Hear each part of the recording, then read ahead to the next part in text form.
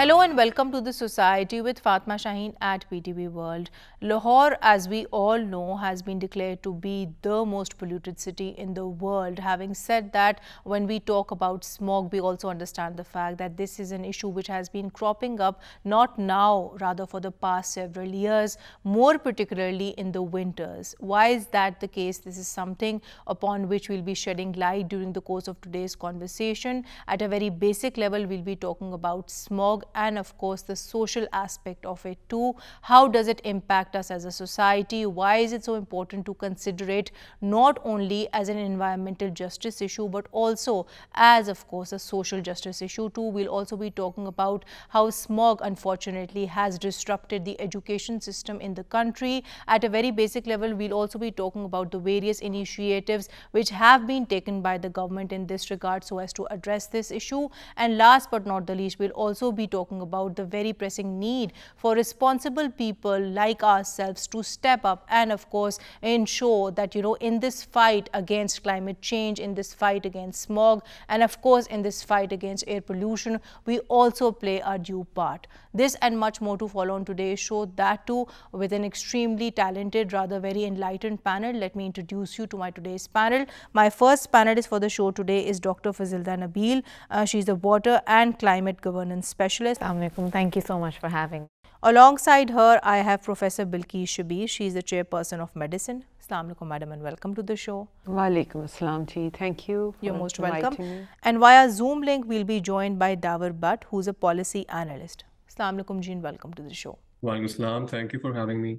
You're most welcome. Well, to start the conversation with you, Davar, I think at a very basic level, we would all, appreciate the fact that when we talk about the causes of smog or air pollution, so to speak, be it industrial pollution, be it for that matter, vehicles emissions, these are those causes which remain a constant throughout the year. Why then do we, as a society face the issue of smog more acutely in the winter season?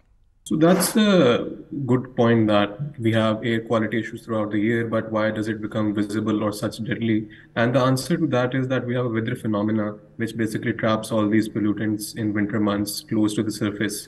And big cities, especially like Lahore, suffer a lot because of this. And we have additional emissions in terms of heating. For example, a lot of wood is burnt in winter for heating in rural areas as well. And you have crop burning as well. So that additional emission sort of increases pollution levels during this season.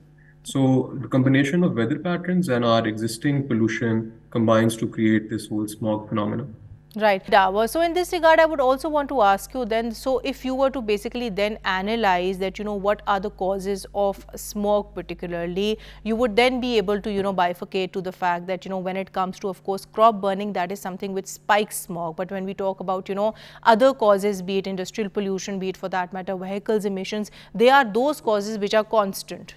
Yeah, this is very accurate, Fatma. So vehicle emissions is a year-round issue. And from mid-October, 15th October to 15th November, you have crop burning activity, which happens on both sides of the border.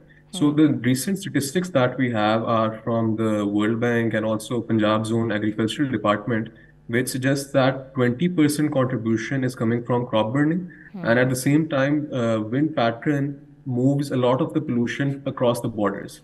So we have this issue that from our side, it goes there, from their side, it comes here. So it's a cross-border issue which cannot be managed by one country. So in that scenario, we have to deal with the permanent issues, which are Lahore's own emissions, but also these sudden onset events that have to be dealt by collaborating between your regional partners. Right, Davar, your point is noted, on which I'll come to you, Fazilda. I think in this regard, we must also, of course, talk about this whole issue in the context of catastrophic floods that Pakistan has witnessed. So in this regard, we see quite a few environmentalists saying that, one way or the other, the floods will aggravate the smog, more particularly, in those areas which have been hit by the floods and those areas on which, of course, the water has not been drained out. So what would your viewpoint be on this? I think to some extent, yes. Both smog and floods are a manifestation of the larger phenomena of climate change, which has a common source for both these, both these issues. The burning of fossil fuels, be it, by your individual carbon footprint or, industrial activities, agricultural activities, etc. In the areas where flood water has not drained out, especially parts of Sindh and Balochistan and to some extent southern Punjab also, there is, you know, wherever the flood water is standing, you do find fog, you know, in the areas where there's standing water. Right. Areas where you know it wasn't a problem before, or it was a problem of a lesser degree. So yes, you definitely have that link there, but it may not, you know, manifest itself. I think it would then only be That fair way. to say that, you know, it would be true to the extent of the areas which have been hit by the floods and those areas in which, of course, water has not been drained out properly. Basically, Madam, coming to you, I think we must also, of course, talk about the health aspect of this entire air pollution, of course, smog debate, because a lot of times we see that, you know, people, they just don't suffer physical ailments because of smog. It also, of course, takes a very negative impact on their mental health. So as a doctor of medicine getting to treat, I'm sure, so many patients, because nowadays we see, you know, everybody coming in and, you know, coming in with itchy eyes and, you know, runny noses, with headaches. How do you attribute this to smog? In order to understand that, Fatma, what smog stands for, it's basically a portmanteau of smoke and fog. Fog is condensed moisture in the air. Probably Fazilda could elaborate on it. And addition of smoke into this fog is what we call smog. Now these are suspended particles of something which we would not like in the air, condensed in form of, you know, vaporized form of a version, Right. which we are inhaling into our systems. We are inhaling all these smoke particles into our system. And what happens is, starting from the first foremost barrier in our airways, that is the nose, it is injuring all the what we call endothelium. It's a protective lining of cells in our respiratory passages. Right. It sort of attacks on it, disrupts it, makes it dry. That is why people tend to have more coughs. Right. People tend to be more prone to infections. And the same is true for the eyes. So they tend to have dry eyes, itchy eyes, sometimes watery eyes. And in addition to that, people who have pre-existent comorbid conditions like bronchial asthma, like chronic obstructive pulmonary disease, it's a form of chronic bronchitis, emphysema, or any other illness, respiratory illness, can be post-COVID syndrome, because everybody has had almost 95% of the population has had COVID in one way or the other. It causes more injury to the lining epithelium, it causes more bronchospasm, and they tend to come up with more symptoms during these days. Right. But I think in this regard, it's also very important to then, of course, you know, delve further into the fact that when we talk about, you know, who is most vulnerable, would it be children, would it be elderly, or would it be, for that matter, pregnant women too? Because, you know, I've also seen a lot of pregnant women, them complaining that, you know, they are falling sick because of the smog. And, you know, there is, of course, you know, scientific evidence to also suggest the fact that, you know, pregnant women, when they, of course, you know, come in contact with smog, this can be something very detrimental for the baby too. Absolutely. It's not that they are more prone to be affected by the smog. They are more prone to have the complications on the fetus because of the fog. Which would be like? Which would be, you know, intrauterine growth retardation. Prolonged exposure to smog can lead even to fetal defects, especially what we call spina bifida. It affects that is intrauterine growth retardation. Great. And very pertinently, abnormalities in the development of the CNS. So anencephaly, absence of the brain or a part of the brain. These are researchers have shown that this is what pregnant females, so they are not prone to have the effect of smog on themselves more as compared to the general population, but yes, the fetus can be affected. But if they do come in contact with it, they would be more vulnerable. Of course, the effects on them would be more grave by that yardstick. Absolutely, on the fetus. The fetus is more vulnerable, not the female. Of course. So she would be at the same risk as compared to the general population. Right. In contrast, you talked about the extremes of age. So the younger children and the elderly, they are more prone to be affected because of the smog. So especially children, because there have also been studies to That's suggest the right. fact that it even kind of affects their academic performance and the educational outcomes that they do have, on which we'll talk. But before that, Tower, I'll come to you. Identify the most pressing causes of air pollution, smog. What would those be? Would it be industrial pollution? Would it be vehicular emissions? Would it be of course smoke being produced in brick kilns, or for that matter even a smoke that we do have from the other side of the border, more particularly from our neighboring countries, especially when farmers there, they burn their crops? There is a very comprehensive report that has come out, and the Office of the World Bank in Islamabad also launched the report, and it estimates that during the smog season, which is October to January, about only 16% of pollution from the Indian Punjab comes to Pakistan's Punjab. And a similar estimate was actually given by Punjab government's own agricultural department. Now, the confusion here is that we somehow, because crop burning is very visible, you go on the motorway, you can see on the sides of the motorway, and it is very, very disruptive for traffic and other human activities. So it becomes a very, very visible sort of smoke emitting area. But to a large extent, the biggest pollution causing sector is transport.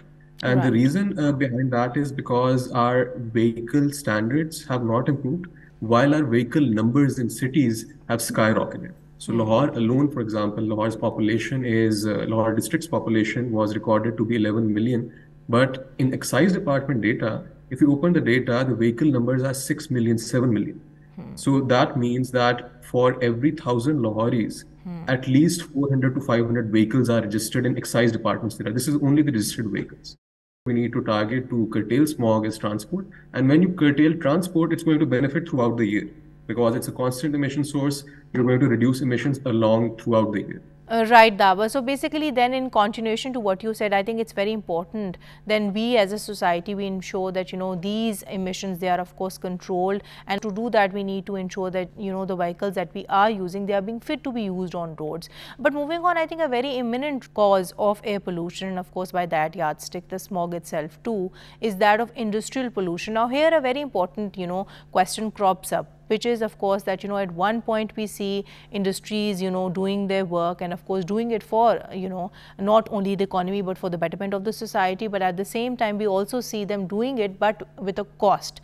So how, particularly as a policy analyst and an environmentalist in your own right, do you feel can we strike that balance where industries get to do what they have to do, but they don't do it at a cost which of course costs us as a society? So as industries, the same reports actually point out that industry also contributes about 25% of the total pollution. And the reason is that they emit similar gases from burning fossil fuels, or in certain cases, they are using chemicals that result in emissions. Now, if you talk about Lahore specifically, Lahore's northern part, which is Mahmood Booty and these Darogewala areas, is very heavily industrialized.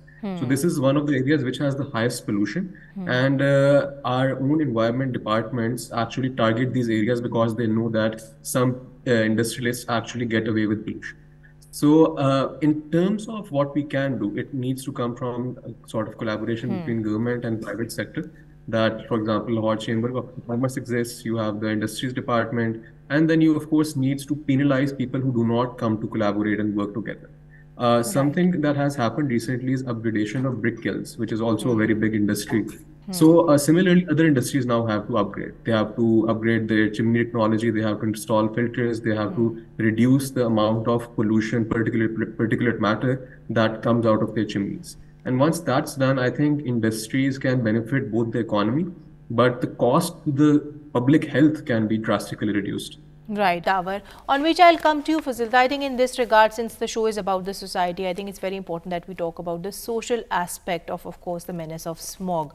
So when we talk about the social aspect, why do you feel is it important that we just don't talk about smog as an environmental justice issue, but also talk about it as a social justice issue? Because unfortunately, we do see that, it impacts those who are already more vulnerable, those who are already more marginalized in the worst ways.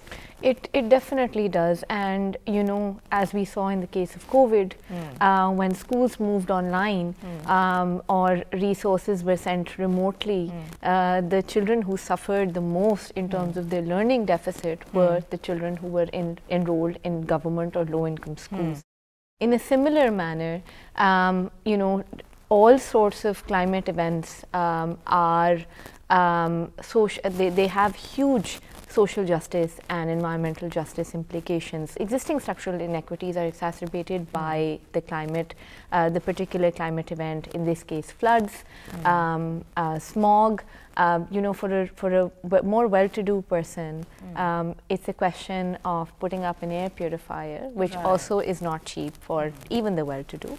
But for a more well-to-do person, it's a question of putting up an air purifier. For you know, somebody from the lower socioeconomic background, at or below the poverty line, they simply can't fathom you know, making an investment like that. Coming towards you, madam, I think in this regard we must also talk about, you know, the impact of smog on the, of course, emotional well-being of children. And in this regard, you know, there are studies to suggest the fact that it does affect children's cognitive abilities, of course, autism, and, you know, intellectual learning ability, so to speak, as well. An expert on medicine, how do you correlate this with smog?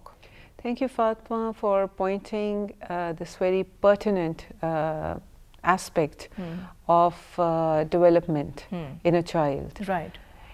In order to develop normally, whether it be physical development or emotional development, a child needs a normal, healthy environment. Right. And one part, besides the, you know, the family part of it, is the physical nature of the environment.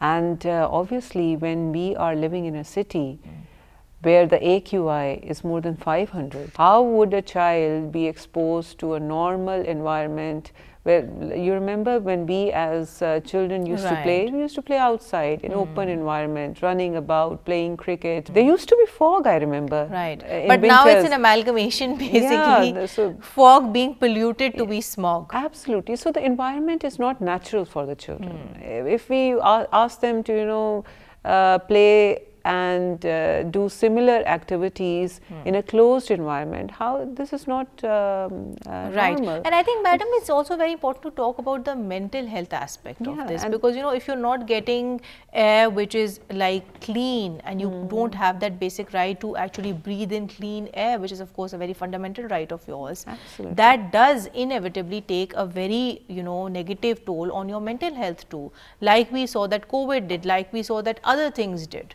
Absolutely, Fatma. That not only goes true for the children, but also for the adults.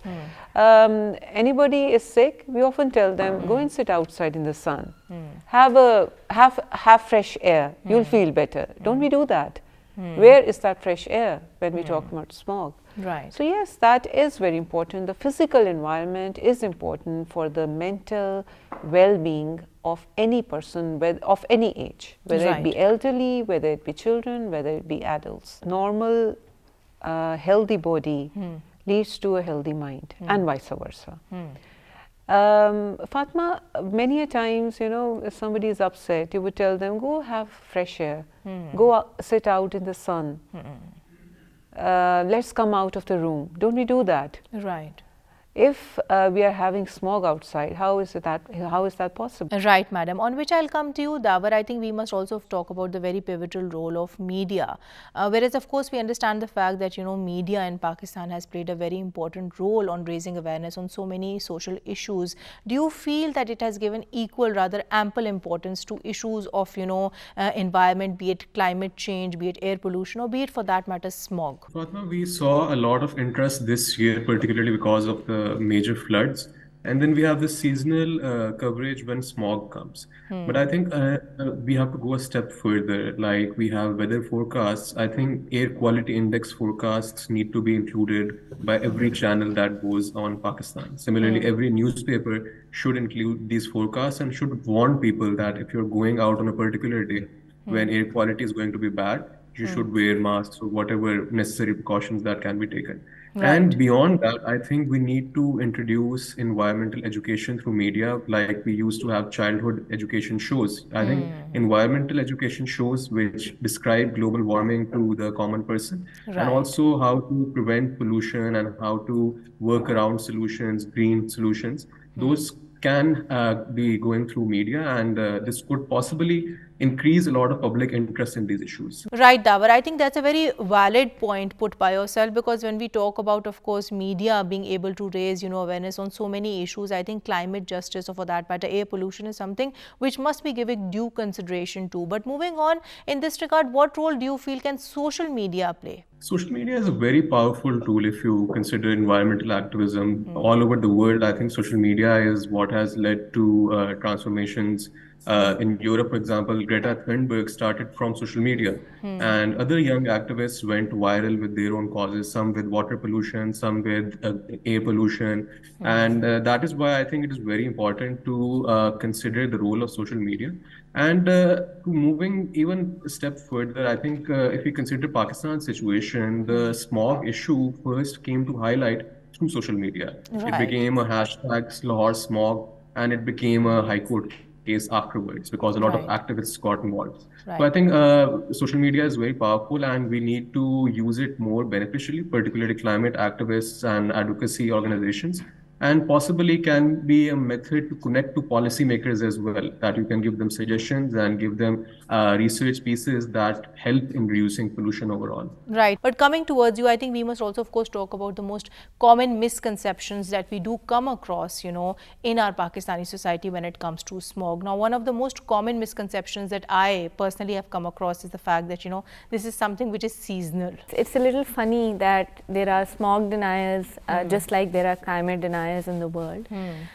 So it is a commonly misperceived issue, more so with people who lack the understanding. And climate literacy, the understanding of climate phenomena like smog is not common. There was a survey that the United Nations conducted, and asking people what climate change meant, asking Right. very young people what climate change meant. And very few of them were able to describe, the phenomenon of climate change. But I think this is something, Fazilda, which just doesn't exist in Pakistan. I think this is that thing which also exists in other parts of the world, even developed world, so to speak. Yes, definitely. You have climate deniers all over the world, and more. Right. I'll come to you, madam. I think in this regard, we must also talk about, the ability of Pakistan's healthcare system so as to be able to respond effectively when it comes to tackling this health emergency of smog. So, of course, somebody who has been very on the forefront when it comes to tackling, the COVID-19 pandemic. And in this regard, I also remember the fact that, you were one of the very few people who actually set up telemedicine, so to speak. Do you feel this is something which can then be, used to tackle this emergency as well? Absolutely, Fatma. COVID taught us a lot, and we were come up with things. So much so that WHO announced Pakistan as one of the top 7 countries behaving in the world as far as COVID is concerned. So why not extract from that experience, like when floods came? We started telemedicine services for the flood disaster, flood relief for the patients at our medical university. When we had the upsurge of dengue, one of the worst upsurges within the last 5 years, we came up with tele-dengue at my university, at other medical universities. We have established telemedicine departments in some of the medical universities of Punjab. Right. And they are still active. The people need to be made aware of the fact that they can reach out from the comfort of their houses Right. on to specialists on these services. They are available on the contact numbers are available on the websites of the medical universities. We have counters for internal medicine, for pulmonology, for ENT, for And I think ophthalmology. this is something, madam, which will also kind of, reduce the burden which otherwise does Absolutely. exist on the healthcare system, considering Absolutely. that, we have been struck by the pandemic, and after that, of course, the catastrophic flood. So this again is another kind of a health emergency, on which I'll come to you, Davar. I think in this regard, we must also, of course, talk about, this very pressing issue which which has, risen following the 18th Amendment. Now we, understand the fact that after the 18th Amendment, environment has become,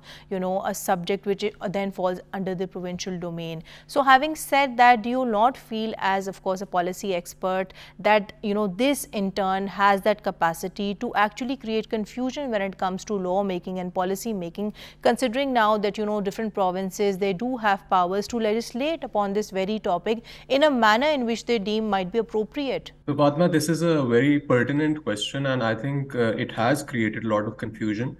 Since the 18th Amendment, all the Park EPA level capacity or Park EPA level offices were surrendered to the provinces, and it took them 3-4 years to come up with their own laws. So that is also a big issue, that the laws that they made, in some cases, the regulation in Sindh is different than the regulation in Punjab and KP. And this is particularly for the subject of air pollution.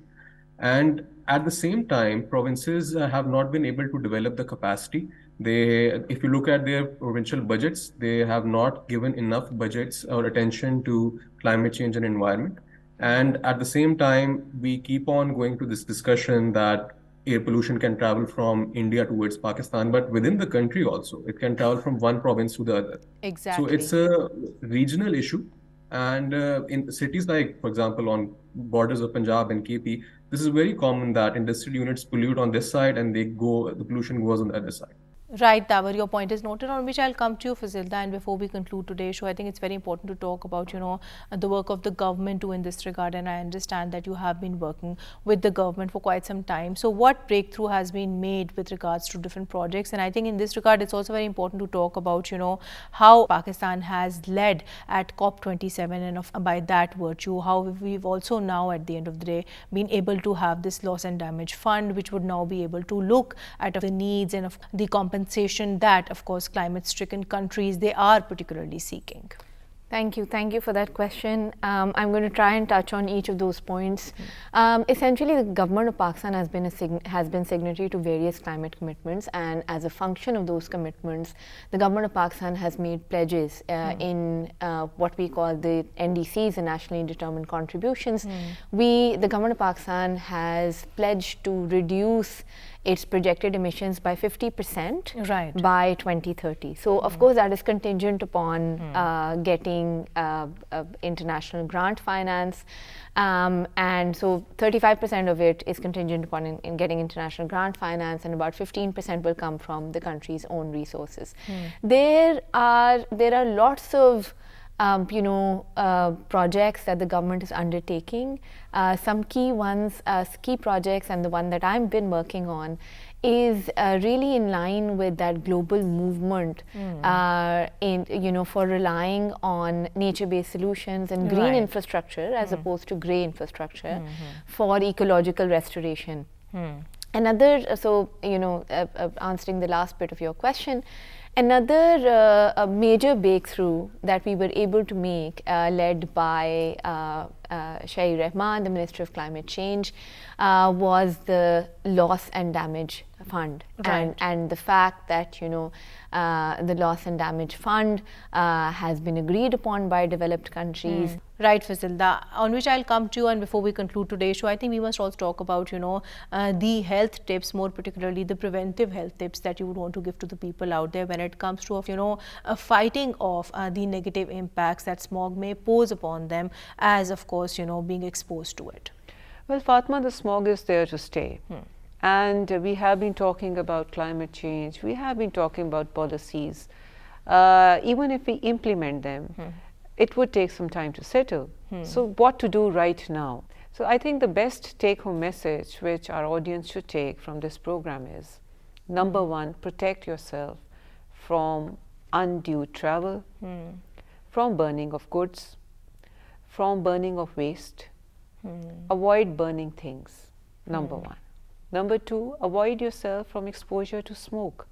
Wear masks. Right. Keep yourself hydrated. Drink a lot of fluid. Drink water.